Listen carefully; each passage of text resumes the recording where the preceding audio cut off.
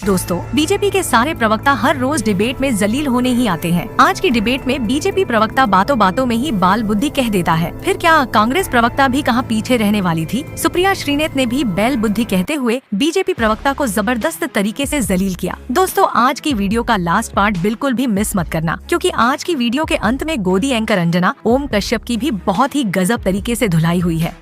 आइए देखते हैं। सुश्री सुप्रिया श्रीनेत ने कहा कि भारतीय जनता पार्टी में बड़ा सिरफुटबॉल है, बड़ा उसका विस्तृत कुछ ब्यौरा भी देना चाह रही थी। अबे जल्दी बोल। ये आपकी राष्ट्रीय अध्यक्ष आपकी प्रदेश अध्यक्ष को कहती है कि जूते मार के इसको निकाल दो, और वो कहती है अगर असली बाप की तो जूते मार लो। इसको सिरफुटबॉल कहते हैं। हमारे में तेरे बाप को मत सिखा, चल। भारतीय जनता पार्टी के चिंतन मंथन के दौर को सिरफुटबॉल जो है बाल बुद्धि के लोग कह सकते हैं, ये उनका अधिकार है। बाल बुद्धि के लोगों को इस तरह की बातें करने का अभ्यास हुआ करता है। चुप, बिल्कुल चुप। यहाँ कोई सिरफुटबॉल नहीं है। सिरफुटबॉल होती थी जब राजीव गांधी, इंदिरा गांधी, श्रीमती सोनिया गांधी का कार्यकाल था।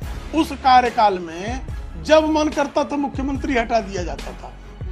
ये पागल हो गया। मुख्यमंत्री ने ठीक से नमस्कार नहीं किया, अंजैया जी को मुख्यमंत्री पद से हटा दिया गया। किसी ने कहा कि भाई ये मुख्यमंत्री जो है ये कूद पड़ रहा, इसको बाबा साहब भोसले हमारे महाराष्ट्र में थे, उनको कांग्रेस के विधायक मारने के लिए आए, वो कूद कर भाग गए थे बाबा साहब भोसले। क्या बोला तूने? ये दृश्य और दौर देखा, इसको सिर्फ फुटबॉल कहते हैं। भारतीय जनता पार्टी में दूर दूर तक इसकी संभावना नहीं है। जी अंजना जी कुछ पूछना चाह रही थी? नहीं, पूछना नहीं चाह रही थी, मैं टिप्पणी कर रही थी कि चूंकि आप उनके नेता का नाम लिए बगैर आप उन पर टिप्पणी कर रहे हैं, फिर उनकी तरफ से आपके नेता के लिए अपमानजनक भाषा का इस्तेमाल होगा, फिर आप दोनों की इस खिचड़ी में और लड़ाई में मैं फंसूंगी। समझ रहे हो? कोई अपमानजनक भाषा नहीं किया। नहीं, कौन सी अपमानजनक भाषा क्या है? क्या अपमानजनक भाषा? आपको भी पता है कि बालक बुद्धि बोलने पर उस तरफ से भी हमला आएगा। ऐसे में मैं आप दोनों से निवेदन कर रही हूँ, मुझे भी पता है कि आपने किसी नेता का नाम नहीं लिया है, हवा में तीर छोड़ा है कि जाके लगे। अच्छा, तो बालक बुद्धि। अच्छा, मैं दोनों तरफ से शुरू कुशाग्र बुद्धि कह देता हूँ। अब तू गया बेटा, अब तू गया, देख तेरी औकात मैं दिखाता हूँ तुझे। मैं तो ईश्वर से प्रार्थना करती हूँ कि यही दम्भ और यही अहंकार बीजेपी का चलता रहे।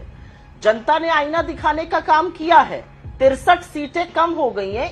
ये बात है। एक आदमी के नाम पर चुनाव लड़ा गया था, उसके बाद भी इतना दम्भ है। यही दम्भ बरकरार रहे, बहुत जल्दी विपक्ष में बैठेंगे। मैं थोड़ी बात, क्योंकि यूपी से आती हूँ, थोड़ी बहुत वहां की राजनीति समझती हूँ, बोल देती हूँ। संजय निषाद जी ने कहा बुलडोजर चलाते रहेंगे, कहां से जीतेंगे। ओपी राजभर जी ने कहा इस हार के जिम्मेदार योगी और मोदी हैं। तुम्हें शर्म है? कुछ शर्म आया है? उसके बाद मोती सिंह जी, इनके बड़े नेता, कहा 42 साल में अपने राजनीतिक जीवन में इतना करप्शन नहीं देखा जो अब देख रहा हूं यूपी में। रमेश सिंह, इनके जौनपुर के विधायक, कहते हैं बड़ा परिवर्तन नहीं हुआ तो जीत नहीं सकते। अनुप्रिया पटेल कह रही है मोदी जी को भी अब हार कर एनडीए बोलना पड़ रहा है, मोदी और बीजेपी नहीं करते हैं।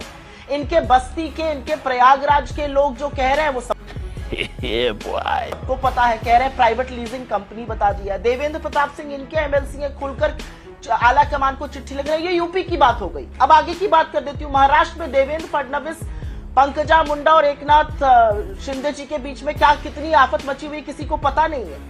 नहीं सारुण के यहाँ कुछ तो गड़बड़ है, जरूर कोई ना कोई गड़बड़। देवघर झारखंड में समीक्षा बैठक में वो लातम घुसा हुआ कि बैठक खत्म करनी पड़ गई।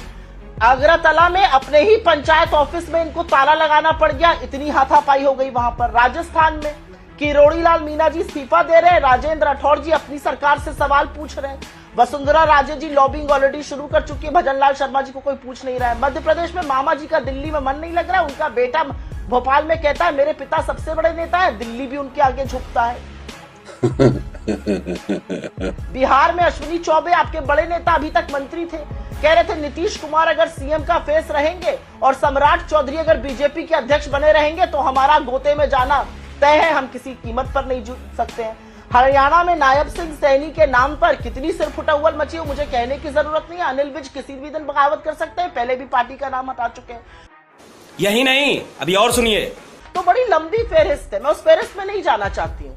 ये बैल बुद्धि ही कोई होगा अगर इसको अनुशासनहीनता मान के चुप हो जाएगा। और क्योंकि आपने इसका जिक्र कर दिया था तो जस को तस देना पड़ेगा। ये बैल बुद्धि है, बैल बुद्धि होगी जो कहेगी कि ये अच्छी चीजें हो रही हैं। को अल्टर मैंने कर अपने दिया। शुरुआती संशोधित वक्तव्य करा में दीजिए। प्रधानमंत्री मोदी कहा, अगर मोदी जी अंतर है कहा। आप तो उसे संशोधित मैंने तो करा कोई लीजिए। गंदी बात नहीं करी, मैं लेकिन सत्ताओं अगर को सामने संशोधित कर से दिया, ऐसे भी देखिए। डिबेट नहीं हो सकता। ये क्यों प्रेम बीच जी, में बोल प्रेम रहे जी, हैं? मैं प्रेम तो जी। उनके बीच में नहीं प्रेम बोली जी, थी। एक-एक करके, क्या प्रेम जी। मैं- अरे सुधरो रे अभी तो। मैंने अपने शुरुआती वक्तव्य में मोदी जी कहा, प्रधानमंत्री कहा, योगी जी कहा, उत्तर प्रदेश का मुख्यमंत्री कहा। मैंने तो किसी का नाम नहीं लिया, लेकिन अपने शुरुआती वक्तव्य के बाद अगर सामने वाला धृष्टता करेगा तो मैं चुप नहीं बैठूंगी।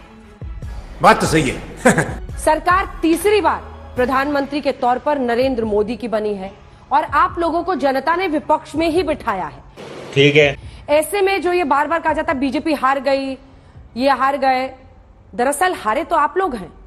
आप लोगों का मंथन आप लोगों को क्या बताता है? क्यों तीसरी बार आपको विपक्ष में ही जनता ने बिठाया? तेरा तो गेम बचाना पड़ेगा। हमको हमारा मंथन बताता है कि ये जो संविधान है ना, इसके साथ जो भी खिलवाड़ की कोशिश करेगा उसको जनता नकेल कसने का मौका हमें जरूर देगी। ये 400 की बात करते थे, 240 नहीं पार हो पाए। ये 80 में से 80 की बात करते थे, यूपी में आधे से कम में रह गए। ये बात करते थे बड़ी बड़ी, इनको बैसाखियों का सहारा लेना पड़ा, वो बैसाखियां जो अब बवाल मचा रही है। ये हाँ जी कर रहे हैं, जी हाँ कर रहे हैं। अब इनको गठबंधन के नियम, गठबंधन का धर्म निभाने पड़ने को मजबूर होना पड़ रहा है। तो इस सरकार की उम्र और इसकी स्थिरता अभी देखिएगा आगे आगे होता है क्या। ये हुई ना बात। मेरा अपना मानना है, पार्लियामेंट्री डेमोक्रेसी में जिस व्यक्ति के नाम पर चुनाव लड़ा गया हो, जिसके नाम पर, जिसकी फोटो पर, जिसकी होर्डिंग पर सिर्फ एक तस्वीर लगी हो, मोदी की गारंटी, अगर वो 63 सीटें हारते हैं तो ये उनकी नैतिक हार है। मजा आया। पार्लियामेंट्री डेमोक्रेसी के ट्रेडिशन में ऐसा व्यक्ति प्रधानमंत्री नहीं बनता। लेकिन यहां पर कुछ बातें बहुत बड़ी बड़ी कही गई, कार्यकर्ताओं की बातें कही गई। कार्यकर्ताओं ने तो आपको प्राइवेट लीजिंग कंपनी कह दिया है। आपके लोगों ने उनको कांग्रेस का कार्यकर्ता बता दिया। वो 40 साल से बेचारे बीजेपी में एड़ी लग रहे हैं। कुछ मत करिए, एक चीज सीख लीजिए, मत हमारी बात करिए, ना हमारी बड़ाई करिए, ना हमसे ढंग से बात करिए। इस देश की संस्कृति, यहाँ की मर्यादा सीख लीजिए। तुम चुल्लू भर पानी में जाके डूब के आ जाओ। ये देश बेटी से ज्यादा बहू की इज्जत करता है, और हर बार जब आप सोनिया जी को अपशब्द कहते हैं, उनके ऊपर कटाक्ष करते हैं, आप इस देश की संस्कृति की, हमारी मान्यताओं की, हमारे धर्म की आप निरंतर हत्या करते हैं। मोदी जी, आपको शर्म नहीं आती? इस देश में जब औरत कोई आदमी का सिंदूर लगाती है तो वो उसकी अर्थी उठती है उस घर से। आप बार बार सोनिया जी की जब अवहेलना करते हैं, आप अधर्मी और कटाक्ष जब करते हैं, आप निहायत ही घटिया राजनीति करते हैं। ऐसी राजनीति करते रहिए। 13 में से 2 सीटें मिली है उपचुनावों में। तू समझा? हाँ। नहीं, तू समझा नहीं। अभी 10 में से 10 में डिब्बा गोल होने वाला है, बस देखते जाइए। 10 में से 10 उपचुनावों में उत्तर प्रदेश के डिब्बा गोल होगा, और 13 में से 2 सीटें आप जीत पाए। 11 पर आपको जनता ने नकारा है। ये जनता की ताकत है। ठीक है, ये हुई ना बात। टाइम यहाँ खत्म पर हो गया। बैठकर मुझे अपशब्द कहकर, टाइम यहाँ पर खत्म हो गया, बैठकर टाइम मुझसे खत्म हो गया। बदतमीजी वाह दीदी, वाह दीदी। नहीं दीदी